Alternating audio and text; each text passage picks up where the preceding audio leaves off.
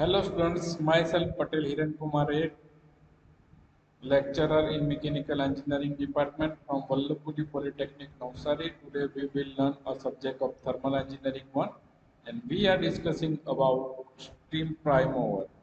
So today we are discussing about velocity compounded of impulse turbine. Here we can see the figure of velocity compounded impulse turbine. Here moving blades are put, guided vents blade also put. This is a casing, this is the exhaust steam, this is a nozzle, and in this part of steam are entering in the nozzle. It's a shaft, and it's a bearing, nozzle, moving blade, guided blade, moving blade, guided blade, moving blade. It's a combination about two stages, moving blade and guide blade. Lost velocity here, condensation pressure is given here. So we are discussing about that. In this type of turbine, the compounding is done for the velocity of steam only. Drop in velocity is arranged in a many small drop through many moving row of blade. Instead of a single row of moving blade, it consists of a nozzle or set of nozzle and rows of moving blades attached to the rotor or wheel and row of fixed blade attached to the casing. તમને ફિગરની અંદર જોઈ તે પ્રમાણે moving blade અને guided blade આપેલી છે.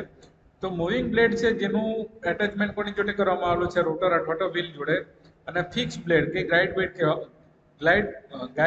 કહેવામાં આવે છે તેનું એટેચમેન્ટ કેસિંગ વડે કરવામાં આવેલું છે.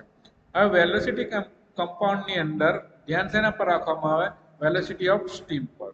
The fixed blade are guided blade which guide the steam to succeeding row of moving blade suitably rearranged between the moving blade and set in a reverse manner. In this turbine, three row of rings moving blade are fixed on a single wheel or rotor, and this type of wheel is termed as the three-row wheel. There are two rows of guide blade or fixed blade placed between the first and second and the third row of moving blade respectively. The whole expansion of steam from the steam chest pressure down to the exhaust pressure take place in the nozzle only. There is no drop of pressure take place either in the moving blade or the fixed blade. The pressure remains the constant in the blade as in the simple impulse turbine. Okay.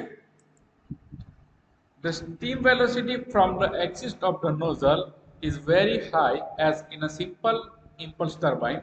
Steam with high velocity enter the first row of moving blade and on passing through the blade, the velocity slightly reduces. The steam gives up a part of its kinetic energy and reissues from this row of blade with fairly high velocity. It then enters the first row of guide blade which direct the steam to the second row of moving blade. On passing through the second row of moving blade, some drop in velocity again occurs. Steam gives up another portion of its kinetic energy to the rotor.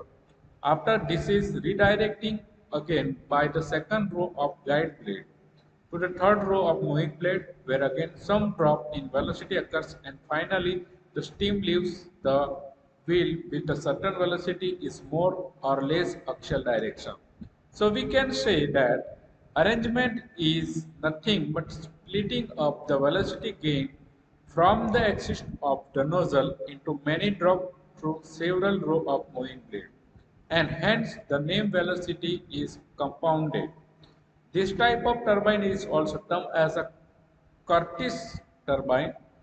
The two row of wheel is more efficient than the three row of wheel. Okay.